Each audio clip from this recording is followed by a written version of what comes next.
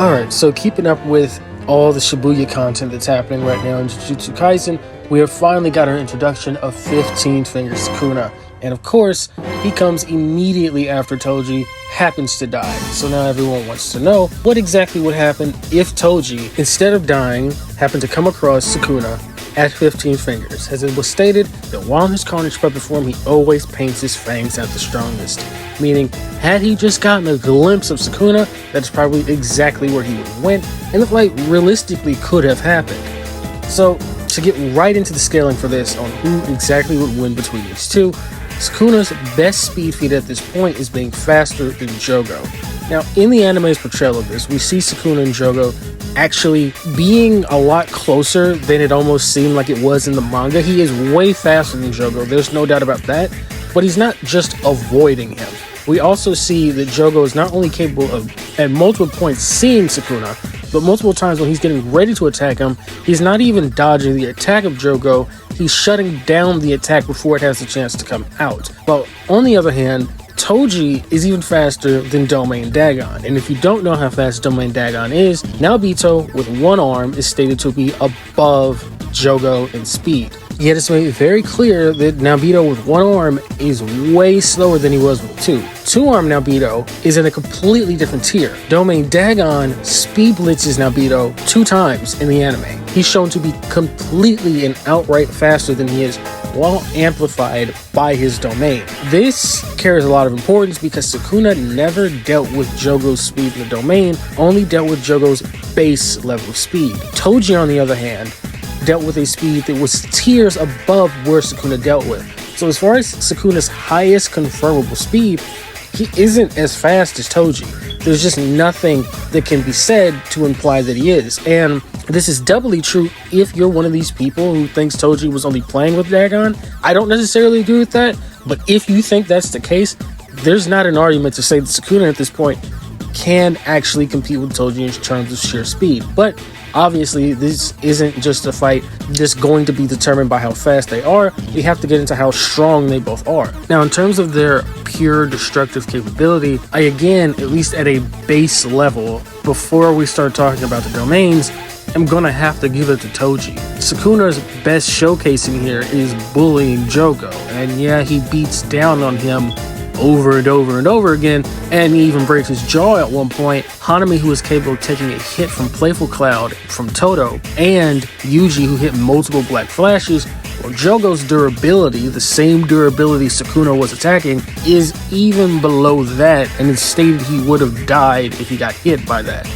Toji, on the other hand, is tearing Dagon apart with Playful Cloud.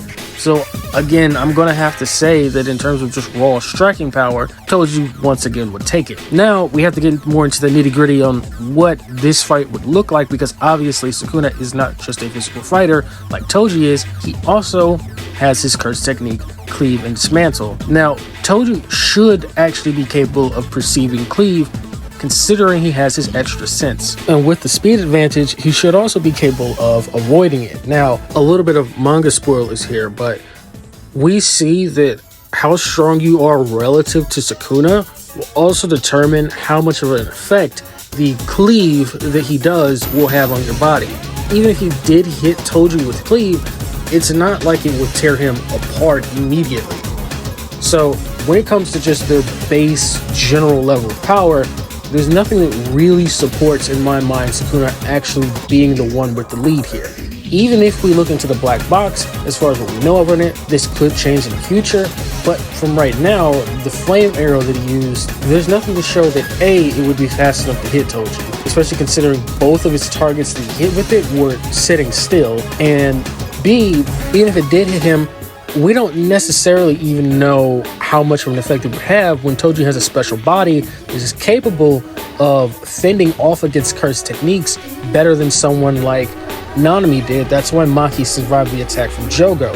This is pretty important considering again how strong we're establishing Toji to be in this video. Now, obviously, the big trump card, because this isn't just going to be a base-to-base fight, is the domain, and this is really going to determine how you should think this fight plays out. The domain will initially not have an effect on Toji. As far as we know of, Sukuna has not come across a heavily restriction user like Toji, so we don't even know how long it would take him to figure it out. And even if he did, Toji's ability to resist the technique because of his raw durability and his special body, and because of how strong he is compared to Sukuna, will all play factors.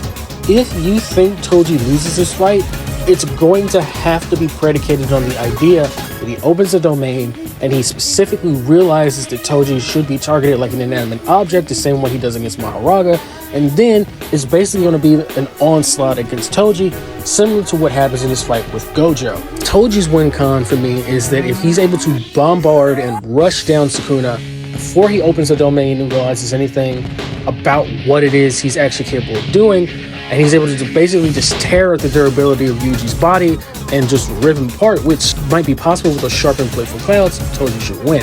So basically, Toji's win cons are: if you think he's fast enough to kill him, be it outside the domain or even inside the domain while taking some damage, it's clearly going to be Toji's win.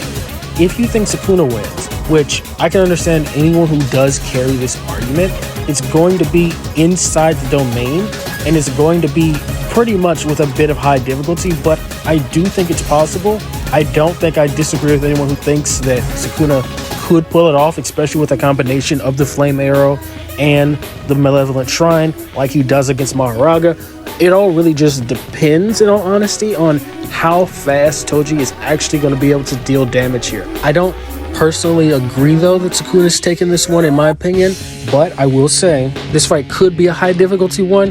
I just think personally that more times than not, this fight leans in favor of Toji. But like, share, subscribe to help push that Toji agenda, and let me know who exactly is it that you think would win this fight.